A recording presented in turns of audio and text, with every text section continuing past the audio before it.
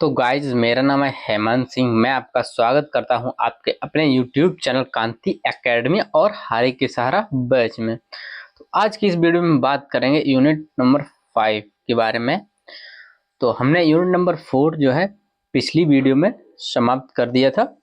तो आज की इस वीडियो में है यूनिट नंबर 5 जो है हमारा ट्रांसपोर्टेशन ऑफ फ्लूइड। ठीक है, ये यूनिट नंबर 5 है हमारा।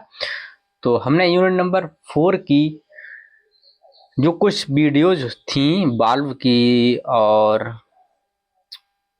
फेडिंग की, जैसे कई सारी वीडियोस थी, मैंने ग्रुप पर शेयर कर दी हैं। और यहाँ पर इस चैप्टर की सेंट्रल फ्लूइड पंप की जो कैसे कार्य करता है, तो वह भी वीडियो मैंने भेज दी है व्हाट्सएप पर, ग्रुप पर।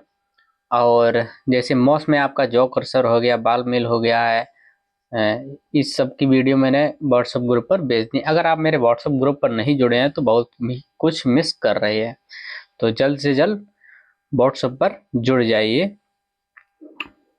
ठीक है, तो व्हाट्सएप ग्रुप पर अवश्य जुड़ें। तो बात करते हैं यूनिट नंबर 5 में। पहला टॉपिक हमारा है पंप। ठीक है, तो पंप एक ऐसा मैकेनिकल डिवाइस है जो लिक्विड या गैस को ओवर प्रेशर एरिया से हाई प्रेशर एरिया की ओर फ्लो करती है। यानी कि जो हमारा पंप होता है लोअर प्रेशर एरिया से लो प्रेशर एरिया से हाई प्रेशर एरिया की ओर फ्लो करती है। ठीक है, फ्लूइड को फ्लो करती है।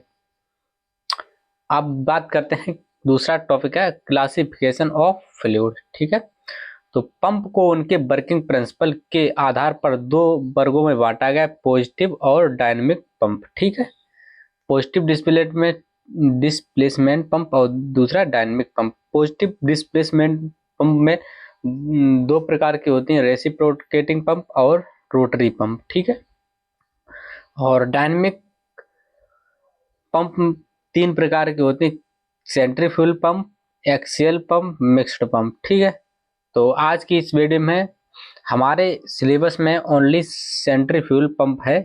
ठीक है, तो क्लासिफिकेशन में तो सभी आ जाता है, लेकिन इसमें हमें अलग से भी दिया गया है क्लासिफिकेशन और सेंट्रीफ्यूगल पंप को जो है डिफाइन करना है। तो इसलिए हमें ओनली इसके जो वर्गीकरण मैंने किया है उनमें से हमको सेंट्रीफ्यूगल पंप को ही डिफाइन करना है। लेकिन हम रेसिप्रोकेटिंग पंप और सेंट्रीफ्यूगल पंप दोनों को हम डिफाइन करेंगे, क्योंकि कभी कभी पूछ देता है रेसिप्रोकेटिंग पंप को भी। ठीक है, तो हो सकता है पूछ दे, तो आप उसको भी पढ़ लीजिए, बहुत ही सिंपल है। ठीक है, तो बात करते हैं रेसिप्रोकेटिंग पंप के बारे में। ठीक है, यह है इसका डायग्राम है। ठीक है, डायग्राम आप बना लीजिए वीडियो को पुश करके। तो यह पॉजिटिव डिस्प्लेसमेंट टाइप पंप होता है। इसमें फ्लो का डायरेक्शन पॉजिटिव की एक्सियल डायरेक्शन के परपेंडिकुलर होती है। ठीक है, अब इसका कंस्ट्रक्शन देखते हैं। रेसिप्रोकेटिंग पंप में एक सिलेंडर होता है जिसमें एक पिस्टन लगी होती है। सिलेंडर पर डिलीवरी वाल्व तथा सेक्शन वाल्व फिटिंग से अटैच्ड होता है। ठीक है, यानी कि जुड़ा हुआ होता है। डिलीवरी पंप पर डिलीवरी पाइप लगी होती है एवं सेक्शन वाल्व पर सेक्शन पाइप कनेक्ट रहती है। सिलेंडर की पिस्टन एक कनेक्टिंग रॉड की सहायता से रोटेटिंग क्रैंक से कनेक्ट रहती है। ठीक है, वर्किंग इसका देखते हैं। सबसे पहले रोटेटिंग क्रैंक को बेल्ट की सहायता से मोटर से कनेक्ट करते हैं। ठीक है, मोटर चलाने के साथ रोटेटिंग क्रैंक मूव करने लगता है। रोटेटिंग क्रैंक के मूव करने से सिलेंडर का पिस्टन भी मूव करता है और रोटेटिंग क्रैंक का मूवमेंट 360 डिग्री होता है। रोटेटिंग क्रैंक से पहले 180 डिग्री में पिस्टन का मूवमेंट बैकवर्ड डायरेक्शन में होता है। बैकवर्ड डायरेक्शन के कारण पिस्टन में वैक्यूम क्रिएट होता है, जिससे सेक्शन पाइप में लगे वाल्व ओपन हो जाते हैं और डिलीवरी पाइप में लगे वाल्व क्लोज्ड हो जाता है। ठीक है, तो वैक्यूम क्रिएट होने के कारण सेक्शन पाइप में सम्प से प्रेजेंट फ्लूइड लो प्रेशर की ओर मूव करने लगता है तथा सिलेंडर में फ्लूइड सक हो जाता है। इसके बाद 180 डिग्री मूवमेंट में पिस्टन फॉरवर्ड डायरेक्शन में मूव करती है, जिसके कारण सक्शन पाइप का वाल्व क्लोज हो जाता है तथा डिलीवरी पंप का वाल्व ओपन हो जाता है। पिस्टन में प्रेजेंट फ्लूइड डिलीवरी पाइप की सहायता से डिजायर्ड पॉइंट पर पहुंच जाता है। ठीक है, क्या है इसमें? यह हमारा रोटेटिंग क्रैंक है। ठीक है, ये है। तो ये जो है हमारा पूरा घूमता है। ठीक है, 360 डिग्री पर, सॉरी, ये रोटेटिंग क्रैंक हमारा 360 डिग्री पर रोटेट करता है। एक बात बता दें इसको समझने के लिए, जैसे गांव में देहात में, जैसे गांव में देहात में या कहीं छोटे मोटे डॉक्टर या कहीं भी अस्पताल में जाएंगे आप, तो हमारा एक जैसे सिरिंज होती है, जैसे इसको पीछे खींचते हैं, पुश करते हैं तो फ्लूइड हमारा अंदर आता, और आगे की ओर मतलब पुश करते हैं, आगे की ओर दबाते हैं तो फ्लूइड हमारा बाहर की ओर जाता है। तो उसी तरह से ये कार्य करती है। तो यह हमारा जो है, यह वाला, यह जो है हमारा सेक्शन वाल्व है, यह हमारा डिलीवरी वाल्व है। ठीक है, और ये पाइप है जो हमारा सेक्शन पाइप है, और ये हमारा डिलीवरी पाइप है। ठीक है भैया, ये वाला। तो सेक्शन पाइप से हमारा फ्लूइड इन होता है और डिलीवरी पाइप से हमारा फ्लूइड आउट होता है। और ये जो है हमारा सिलेंडर होता है, और ये जो आप देख रहे हैं ये रंगीन, ये हमारी पिस्टन है। इसी से ये जो रोटेटिंग क्रैंक घूमती है, यही घूमने से और पिस्टन आगे पीछे होती है।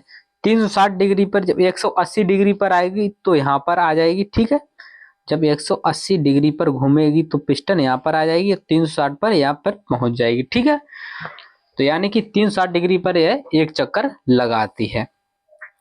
ऐसे ही अगर हमारी पिस्टन जो है 360 डिग्री पर, हमने इसको जैसे ऐसे समझ लीजिए, जैसे यहाँ पर अभी हमारा पिस्टन यहाँ पर है, तो हमारा जब पिस्टन जो नीचे जाएगा 180 डिग्री पर, इसमें जो फ्लूइड फिल भरा रहेगा, ठीक है,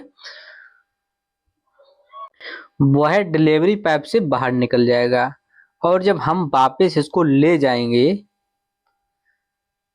जब घुमाएंगे 360 डिग्री पर यहाँ पर आएगी तो फ्लूइड हमारा इन हो जाएगा। इसी तरह से ये कार्य करती है। ठीक है, आशा करता हूँ आपको अच्छे से समझ में आया होगा। आप देखते हैं सेंट्रीफ्यूगल पंप में। तो सेंट्रीफ्यूगल पंप वह पंप है जो लिक्विड को लो लेवल से हाई लेवल पर सेंट्रीफ्यूगल फोर्स के द्वारा लेफ्ट करता है। यानी पिस्टन पंप हमारा लो प्रेशर लेवल से हाई प्रेशर लेवल पर जो है फ्लूइड को सेंट्रीफ्यूगल फोर्स के द्वारा छोड़ती है। ठीक है, तो केमिकल इंडस्ट्री में सबसे ज्यादा सेंट्रीफ्यूगल पंप का यूज होता है, इसलिए बहुत ही मोस्ट इंपोर्टेंट है। ये आपका अवश्य आएगा एग्जाम में, इसको आप अच्छे से पढ़िए। सेंट्रीफ्यूगल पंप वह हाइड्रोलिक मशीन है जो मैकेनिकल एनर्जी को हाइड्रोलिक एनर्जी में कन्वर्ट करती है। हाइड्रोलिक एनर्जी प्रेशर एनर्जी का ही एक फॉर्म है। यदि मैकेनिकल एनर्जी को सेंट्रीफ्यूगल फोर्स के द्वारा प्रेशर एनर्जी में किसी डिवाइस के द्वारा कन्वर्ट किया जाए तो सेंट्रीफ्यूगल पंप कहते हैं। तो जैसे आप सेंट्रीफ्यूगल पंप एग्जाम में आए तो सबसे पहले आप सेंट्रीफ्यूगल पंप जो है हेडिंग डालें, उसके बाद सेंट्रीफ्यूगल पंप के बारे में इतना लिखिए पहले। ठीक है, अब उसके बाद हम टॉपिक है प्रिंसिपल। ठीक है, तो प्रिंसिपल में क्या लिखना है? सेंट्रीफ्यूगल पंप का प्रिंसिपल फॉरवर्ड वर्टेक्स या सेंट्रीफ्यूगल फोर्स होता है। ठीक है, आप इतना भी लिख सकते हैं और इससे नीचे इसको डिफाइन भी कर सकते हैं। फोर्स वर्टेक्स का मीन्स होता है कि जब किसी फ्लूइड के कर्टेन मास को एक्सटर्नल टार्क की द्वारा रोटेट किया जाए तो रोटेटिंग फ्लूइड की प्रेशर एनर्जी इंक्रीज हो जाती है। सेंट्रीफ्यूगल पंप में लिक्विड का फ्लो रेडियली आउटवर्ड होता है जो सेंट्रीफ्यूगल टरबाइन के अपोजिट होता है। ठीक है, अब इसके बाद आप कंस्ट्रक्शन डालेंगे, कंस्ट्रक्शन हेडिंग डालें। कंस्ट्रक्शन में सबसे पहले आप डायग्राम बनाएंगे। ठीक है, तो आप डायग्राम जो है पहले बनाइए। ठीक है भैया, तो यह है इसका वीडियो को पुश करके आप डायग्राम बस बना लें पहले ही। ठीक है, ये हमारा सेक्शन पाइप है। ठीक है, और ये संप है, ये हमारा फुट वाल्व स्ट्रेनर है, और ये इम्पेलर है हमारा। ठीक है, और यहाँ पर केसिंग हो रही है, यहाँ पे ये आई है। ठीक है, और उसके बाद ये डिलीवरी वाल्व है और डिलीवरी पाइप है ये। ठीक है,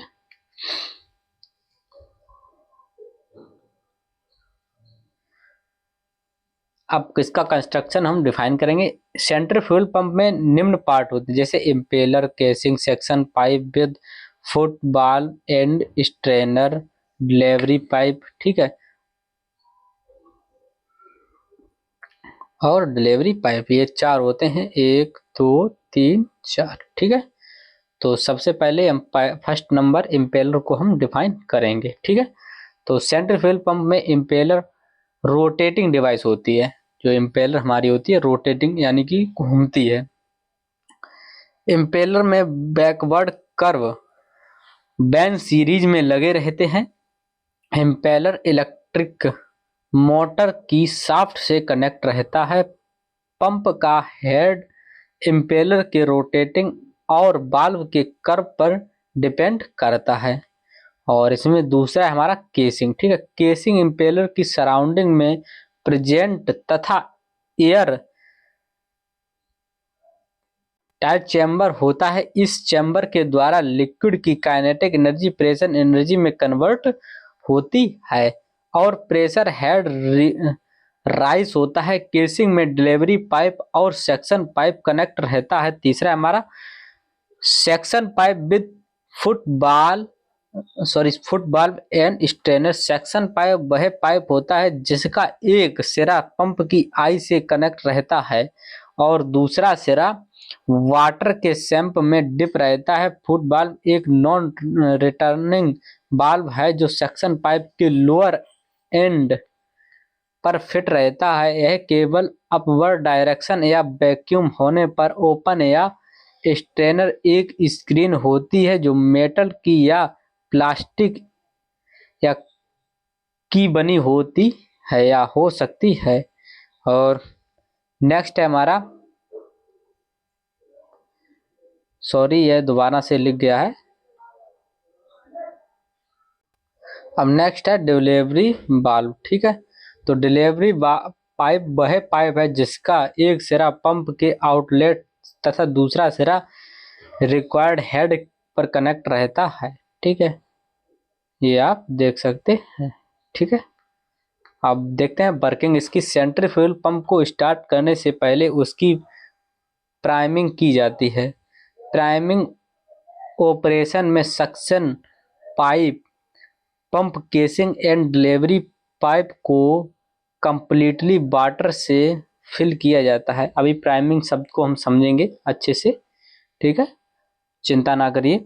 तो प्राइमिंग करने के बाद डिलीवरी वाल्व और वाटर को इम्पेलर में देना स्टार्ट करते हैं। इसके कार्ड इम्पेलर मूव करने लगती है। इसके बाद सक्शन वाल्व ओपन कर देते हैं। इम्पेलर के कार्ड सक्शन पाइप में वैक्यूम क्रिएट होने लगता है जिसके कार्ड संप में भरा लिक्विड सक्शन पाइप में लेफ्ट होने लगता है। वैक्यूम प्रेशर की वाल्व हमेशा लिक्विड के वेपर प्रेशर से हमेशा अधिक होनी चाहिए।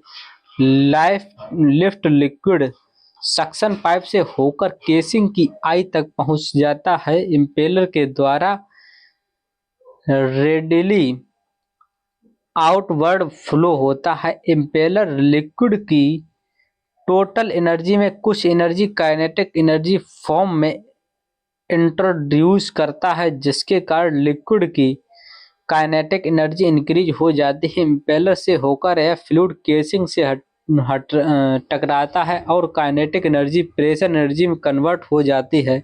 क्योंकि इसकी वेलोसिटी 0 हो जाती है, फ्लूइड डिलीवरी पाइप के थ्रू डिजायर्ड पॉइंट तक रीच करता है, यानी कि डिजायर्ड पॉइंट तक पहुंचता है। अब इसका एडवांटेज क्या है? स्मॉल इन साइज और स्पेस सेविंग, इस छोटा साइज होता है और स्पेस की सेविंग होती है।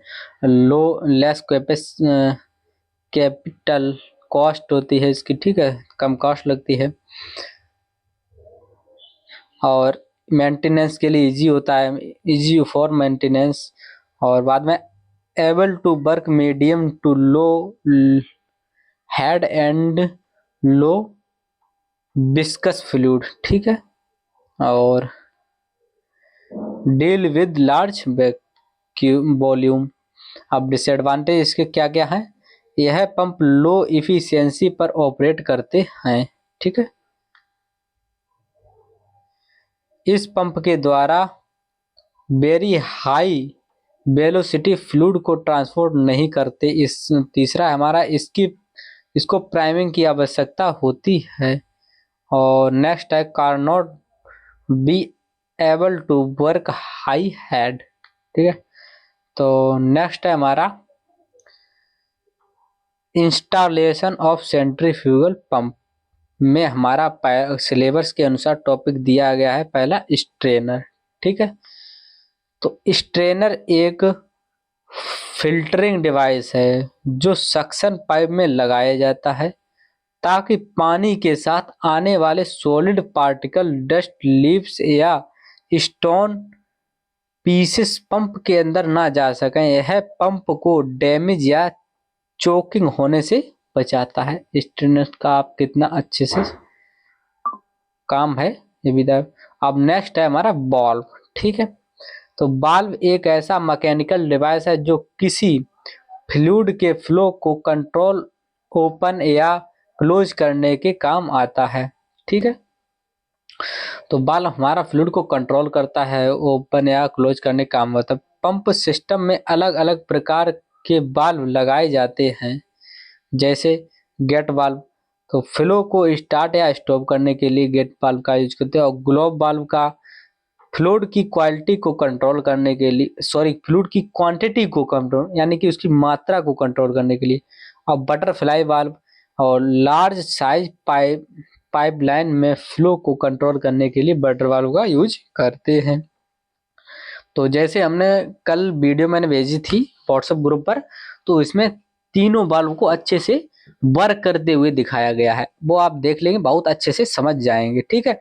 तो इसमें तीसरा टॉपिक हमारा ENRV यानी नॉन रिटर्न वाल्व, ठीक है। ENRV वाल्व भी मैंने उस वीडियो में दिखाया है, आप देख सकते हैं जाकर। अगर आपको वीडियोज नहीं प्राप्त हुई है तो मुझसे शेयर करवा सकते हैं, व्हाट्सएप मैसेज कर सकते हैं, डिस्क्रिप्शन में मोबाइल नंबर दिया है। और व्हाट्सएप ग्रुप पर नहीं जुड़े तो जुड़ जाइए आप जल्द से। तो NRV एक ऐसा वाल्व है जिसमें फ्लूइड केवल एक डायरेक्शन में फ्लो करता है। जब पंप बंद हो जाता है तो यह वाल्व बैक फ्लो होने से रोकता है, ठीक है। यह सिस्टम को रिवर्स फ्लो से होने वाले डैमेज से बचाता है, ठीक है। अब प्राइमिंग, ठीक है। अब प्राइमिंग टॉपिक समझ लीजिए अच्छे से। तो प्राइमिंग वह प्रक्रिया है जिसमें सेंट्रीफ्यूगल पंप को शुरू करने से पहले पंप केसिंग और सेक्शन पाइप को पूरी तरह से लिक्विड से भर दिया जाता है। तो भर तो दिया जाता है, अब ये क्यों भरा जाता है, पर्पज क्या है, ठीक है। तो पर्पज देखते हैं। तो प्राइमिंग करने का मुख्य उद्देश्य एयर या गैस को पंप केसिंग से निकालना। ठीक है, तो हम प्राइमिंग इसलिए करते हैं, जो हमारे एयर होती है या कोई भी गैस है तो पंप केसिंग से उसको निकाल सके। और यदि दूसरा, यदि पंप के अंदर एयर रहती है तो इम्पेलर पानी को उठने में सक्षम नहीं करता है। अगर हमारी उसमें एयर रहेगी, ठीक है, तो पानी नहीं निकलेगा। ठीक है, तो इसलिए पंप को स्टार्ट करने से पहले केसिंग में लिक्विड भरना आवश्यक होता है, ताकि सक्शन प्रेशर बन सके और पंप प्रॉपरली ऑपरेट करे, आराम से ऑपरेट करे। मेथड क्या है, प्रीमिंग का मेथड देखते हैं। पहला है मैनुअल प्रीमिंग, ठीक है। दूसरा है पंप केसिंग में लिक्विड मैनुअली, यानी हाथ से या किसी कंटेनर से भरा जाता है। तीसरा foot valve प्रीमिंग, pipe suction pipe के निचले सिरे पर फुट वाल्व और स्ट्रेनर लगाए जाते हैं। ठीक है, पंप बंद होने पर यह लिक्विड को सक्शन पाइप में बनाए रखता है। और तीसरा है हमारा यहाँ पर वैक्यूम पंप प्रीमिंग। यह वैक्यूम पंप को उपयोग करने के लिए सक्शन लाइन में से एयर निकाली जाती है। इसमें मैन पंप केसिंग में लिक्विड भरा जाता है। चौथा है सेल्फ प्रीमिंग पंप, ठीक है। तो कुछ सेंट्रीफ्यूगल पंप ऐसे डिजाइन किए जाते हैं जो अपने आप प्रीमिंग कर लेते हैं, इन्हें सेल्फ प्रीमिंग पंप कहते हैं। अब नेक्स्ट टॉपिक है हमारा कैविटेशन, ठीक है, कैविटेशन। तो कैविटेशन एक ऐसी घटना है जिसमें लिक्विड के अंदर बुलबुले यानी वेपर बबल्स बनते हैं और फिर फट जाते हैं, जिससे प्रेशर ड्रॉप, नॉइज और डैमेज होता है। ठीक है, कैविटेशन ऐसी घटना है जिसमें बुलबुले बनते हैं और वह फूटते हैं, जिससे हमारा ड्रॉप, नॉइज और डैमेज होते हैं। ठीक है, अब देखते हैं हाउ कैविटेशन अकर्स। ठीक है, कैविटेशन कैसे होती है। जब पंप सक्शन प्रेशर बहुत कम होता है, जब पंप का सक्शन प्रेशर बहुत कम हो जाता है, यानी लिक्विड का प्रेशर वेपर प्रेशर से भी नीचे चला जाता है, तो लिक्विड का कुछ भाग वेपर में बदल जाता है और छोटे छोटे वेपर बबल्स बन जाते हैं। यानी जब हमारा कोई लिक्विड है वेपर प्रेशर से भी नीचे चला जाता है, ठीक है, तो लिक्विड का कुछ भाग जो है वेपर में बदल जाता है और छोटे वेपर बबल्स बन जाते हैं। आगे देखते हैं, जब ये बबल्स हाई प्रेशर रीजन में पहुंचते हैं तो वे फट जाते हैं। ठीक है,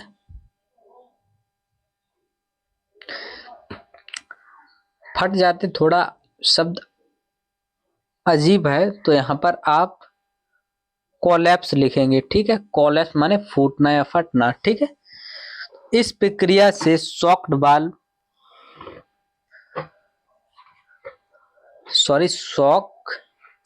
हो बैस बनती हैं, जो पंप के इम्पेलर से केसिंग को नुकसान पहुंचाती हैं। और नेक्स्ट टॉपिक है कैबिनेट के प्रभाव, यानी इफेक्ट ऑफ कैविटेशन। ठीक है, कैविटेशन के प्रभाव। पहला है नॉइज एंड वाइब्रेशन बढ़ जाता है, शोर बढ़ जाता है। ठीक है, दूसरा एफिशिएंसी कम जाती है। तीसरा है इम्पेलर ब्लेंड और पिटिंग, यानी छोटे गड्ढे बन जाते हैं। चौथा है पंप की लाइफ कम हो जाती है। कार्ड तो पहले ही बता दिया है, low suction pressure, high suction lift और हाई फ्लूइड टेम्परेचर। ठीक है, और चौथा ब्लॉक सक्शन लाइन और स्ट्रेनर। पांचवा है improper pump installation. Improper pump installation. और इसके बचाव क्या क्या है, ठीक है। पंप को सक्शन पाइप को शॉर्ट और स्ट्रेट रखें, यानी सीधा रखें, छोटा रखें और सीधा रखें सक्शन पाइप को, ठीक है। और दूसरा है सक्शन लेफ्ट का मैनेज करें। तीसरा है पंप इनलेट प्रेशर को हमेशा वेपर प्रेशर से अधिक रखें। चौथा है इम्पेलर डिजाइन सही होनी चाहिए। और पांचवा है हमारा पंप को उसके रिलेटेड कैपेसिटी पर चलाएं, ठीक है। अब नेक्स्ट टॉपिक हमारा NPSH यानी नेट पॉजिटिव सक्शन हेड, ठीक है। तो पंप इनलेट पर डाला गया दबाव वेपर के प्रेशर को बढ़ा देता है। जो हमारा इनलेट से मतलब कि हमारा इनलेट पर जो हमारा दबाव डाला गया है जो वेपर प्रेशर को बढ़ा देता है, जिसके कारण वेपर प्रेशर के वॉल्यूम में जो निश्चित वृद्धि होती है उसे NPSH कहते हैं, ठीक है।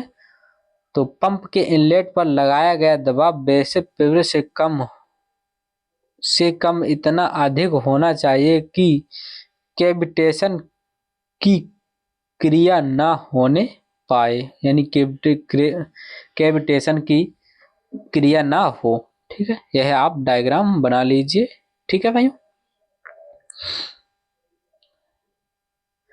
अब NPSH बराबर होता है हमारा absolute pressure head able at suction head point 1 और वेपर प्रेशर हेड से, ठीक है। और तो फॉर्मूला इसका बना जाकर NPSH बराबर U2 square upon 2G plus P2 upon rho g minus PB upon rho g. समीकरण ये फर्स्ट बन गया। पॉइंट 1 तथा 2 के बीच बर्नौली थ्योरम से, ठीक है। तो बर्नौली थ्योरम के अनुसार पॉइंट 1 में हमारा निकलेगा P1 अपॉन रो जी और U1 square upon 2G plus Z1 हो जाएगा। और यहाँ पर बराबर में हो जाएगा P2 अपॉन रो जी और U2 का square upon 2G Z2 plus HFS, ठीक है। तो HFS बराबर होता है head loss in fraction pipe, जो हमारी हेड लॉस होती है पाइप में वही, ठीक है। इफ U बराबर, अब U बराबर 0 एंड Z1 बराबर 0, तब P1 अपॉन रो जी बराबर P2 upon rho g plus U2 square 2G plus Z2 plus HFS आ जाएगा, ठीक है।